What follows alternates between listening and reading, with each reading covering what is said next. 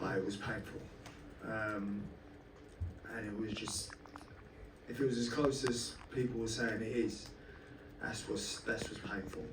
You know, because I weren't outclassed.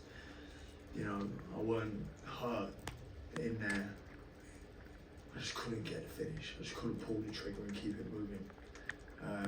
You know, I'm known for having my opponent hurt and getting the finish. So it's one of them things where it's like, do I avenge the loss? Do I drop back down to 147 and win the WBC World Title? If Barrios is watching, you know, I love that. But I feel like this one's it's frustrating because I feel like I just want to settle this. And last one for me, before the fight and after the fight, it seems Senior made a point to come over to you and to Nigel and speak to you. What did he say? That's a question for you and Nigel. I looked at Chris Senior and I said to him, grabbed him by the neck and I said, mate, I'm so happy you're here. I'm so happy you turn up. You know, because outside of everything else, outside of all the noise and promotion and the fight, your relationship with your dad never goes. That's always there. That's long standing. That's without boxing. You know, what's boxing? You know, what is it?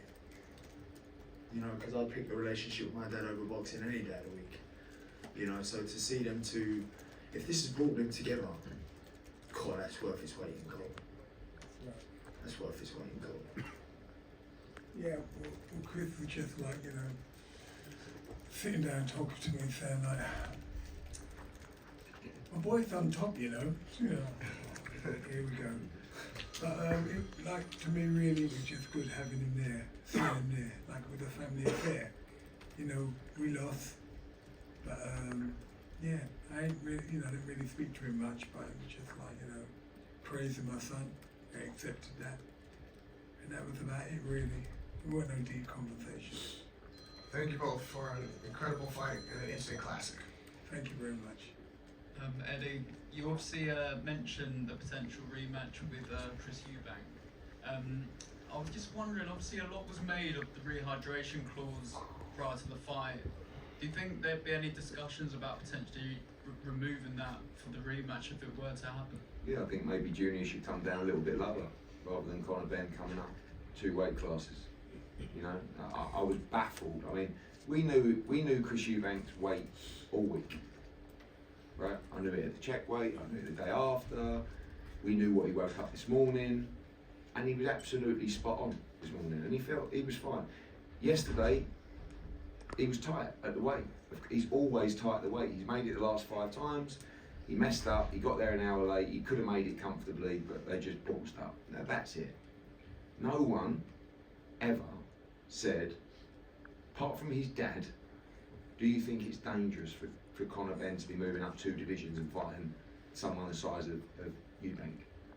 And I think, honestly, the contract, and you guys have got to remember as well, this contract was not a contract that was negotiated between Matchroom and Chris Eubank Jr.